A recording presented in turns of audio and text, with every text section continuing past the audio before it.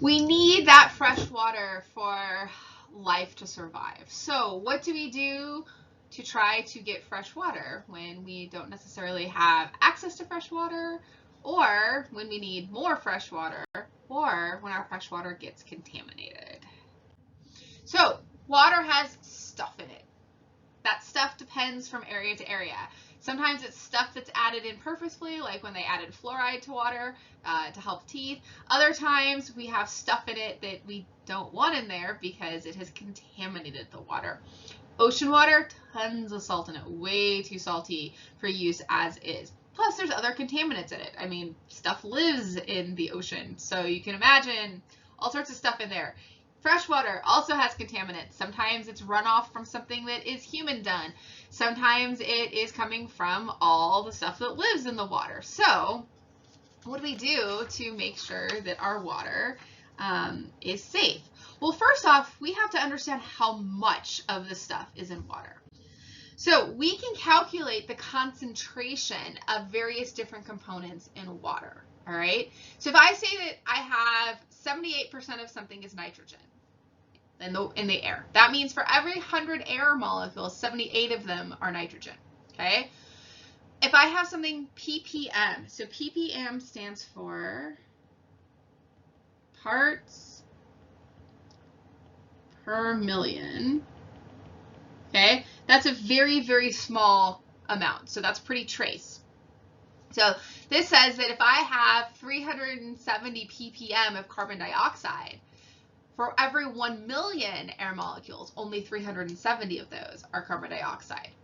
When we talk about an aqueous solution, we're talking about how much is dissolved into the water. So when we do solutions, we actually have all sorts of different ways we can calculate concentration. Molarity, this one right here, this is the biggest one that we use in chemistry. So I do all sorts of molar solutions. When we're talking environmental stuff, a lot of the times we are dealing in these parts per million or parts per billion. Because if I'm thinking about like my drinking water, I don't want a lot of stuff in my drinking water.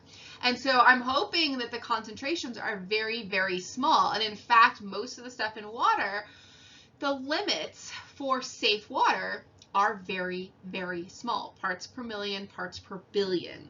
So we usually use the ppm and the ppb a lot. Sometimes we might use a percentage as well, like the mass percent or the mass volume percent. Okay, and so we can access our water quality reports here in San Diego.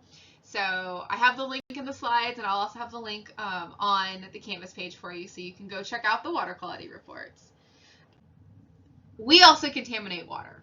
All right, there's runoff from things, there's old stuff that degrades, there's all sorts of reasons why pipes will degrade, and it has to do with sometimes what stuff is in water. There's certain reactions, or single replacement reactions, can also cause pipes to start to dissolve and degrade. One of the more recent major problems happened in Flint, Michigan. And that's still an ongoing issue that was never really actually resolved. So lots of ways that our water can become contaminated. When we treat drinking water, we have to make sure that it is free of all of the gunk. And so we have to make sure there's no bacteria, no organic matter, no, solid stuff floating around. And so there are all sorts of different things that have to go through to treat our drinking water. And so we can add something to try to pull stuff out. We can collect all of the solids in there. We filter through stuff, and then we can actually get out to distribution. So when things, when they're starting to collect water, we can do some screening that it will initially screen out large particles before we get into a treatment facility. Okay, we can do sedimentation, where we allow like dirt particles or sand particles or other particles that are suspended in water to drop down and settle at the bottom. We can do what's called coagulation, where we add something that reacts with the stuff that's in the water, and it forms little, precipitate gunk that then sinks to the bottom. We can filter it and then go forth with our water. All right, we need to make sure that we are not feeding people diseases, and so disinfection can cure or can take care of all of that stuff. Chlorine is used very heavily as a disinfectant, and chlorination can also cause some problems as well. So ozone is a very powerful disinfectant. The only thing is it's way more expensive. It doesn't last as long. It does form byproducts, but you don't need as much of it. Okay. And so there's other ways we can clean water. So this is something called a life straw. So I own one of these for camping. This thing, you can put it directly in water and you can drink from it, and it cleans the water as you try and drink from it. It lives in my camping trailer. I've actually never used it. Even though I know what it does and I know how it works, there's this part of my brain as a chemist that has been so thoroughly trained not to do this that I have a hard time using it. This thing is cool though. You can use it while backpacking. You can use it for other camping usages and places that don't have great access to clean water. They've distributed these and people can drink water out of streams, and this filters a lot of this stuff. Now, some things are way too polluted for even these life straws to work, and there's other brands out there I've seen since I originally found this. I have definitely seen some other like brands of things that you can put the device directly in the water and drink from it. Okay.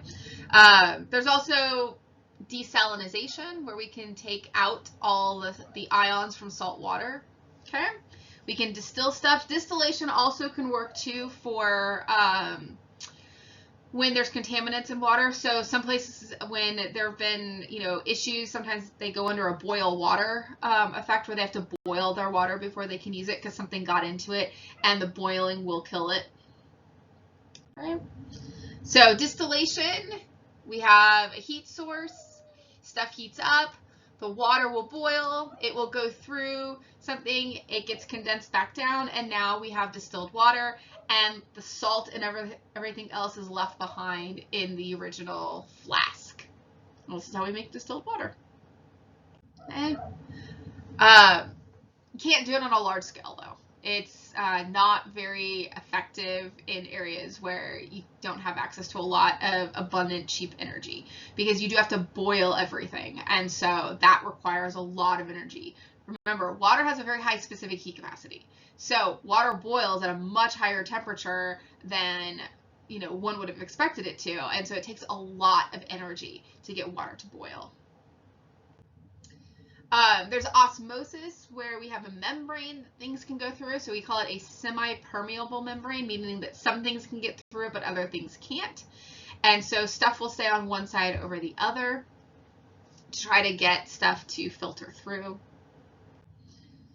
Okay, and so we've got that semi-permeable membrane, and so stuff will pass through there, and so they use this process called reverse osmosis with one of these osmotic membranes. To do it, they have to pressurize it to force the water through the membrane and then leave the salt and stuff behind. We can purify things. There's things called hard water. So most places have hard water that have all of these other minerals. Soft water doesn't have those minerals in it. So some houses actually have a water softener installed that remove these from the water, and you can see this picture of a pipe that has this buildup from all these minerals that are in water.